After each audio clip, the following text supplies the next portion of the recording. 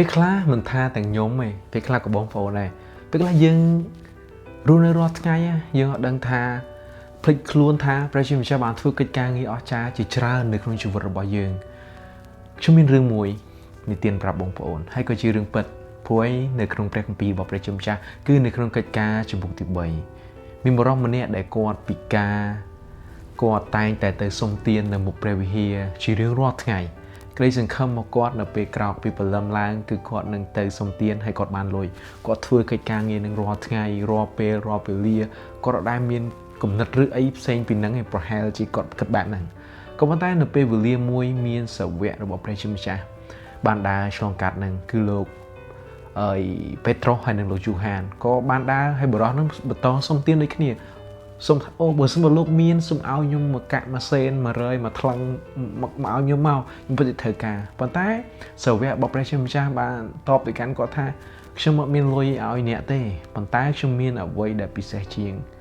ងអ្វីដែលអ្នកត្រូវការទៀតគឺជាការប្រោសជីវិតរបស់គាត់ឲ្យជាថ្មីទាំងរាងកាយរបស់គាត់ត្រូវដើរបាន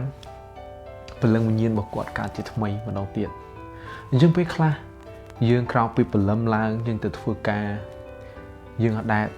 ដឹងថាតើនឹងមានអ្វីកើតឡើងនៅក្នុងជីវិតរបស់យើងទេមែនទេយើងអត់ដែល expect យើងអត់ដែលរំពឹងថានឹងមានកិច្ចការងារអស្ចារ្យប៉ុន្តែនៅពេលវេលាមួយយើងនឹងទទួលបានអ្វីមួយព្រះជាម្ចាស់នឹងធ្វើកិច្ចការងារអស្ចារ្យសូមដាក់សេចក្តីសង្ឃឹមទៅលើព្រះអង្គខ្ញុំដូចគ្នាខ្ញុំទុកចិត្តថាពេលវេលាណាមួយគឺព្រះជាម្ចាស់នឹងធ្វើកិច្ចការងារអស្ចារ្យយើងអត់ដឹងទេថាតើព្រះនឹងធ្វើកិច្ចការងារសម្រាប់ជីវិតរបស់យើងនៅពេលណាប៉ុន្តែ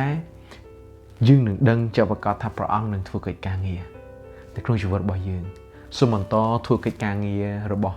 លោកអ្នកបងប្អូនរាល់ពេលរាល់ថ្ងៃយើង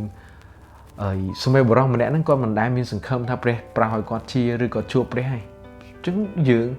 មានសង្ឃឹមទៅលើព្រះអង្គផងយើងមានព្រះជាម្ចាស់យើងទុកចិត្តផងអញ្ចឹងខ្ញុំគិតថាព្រះអង្គនឹងរឹតតែសម្រេចអ្វីដែលយើងទូលសូមកិច្ចការងារដែលយើងពាក្យដែលយើងអធិដ្ឋានទៅកាន់ព្រះអង្គម្ចាស់ right អញ្ចឹងពេលខ្លះរឿងខ្លះយើងអត់អាចព្រៀងទុកមុនរឿងខ្លះយើងអត់អាចដឹងថាកើតឡើងអ្វីប៉ុន្តែព្រះជាម្ចាស់បានមានស្រាច់ហើយឯងដូចបរិសុទ្ធម្នាក់ហ្នឹងអញ្ចឹងគាត់មិនដែលថាជីវិតរបស់គាត់នឹងបានល្អឯងគាត់មិនដែលនឹងគិតថាវានឹងកើតឡើងក្នុងជីវិតរបស់គាត់ប៉ុន្តែពេលវេលាមួយគឺកើតឡើង right យើងទុកចិត្តព្រះអង្គហើយយើង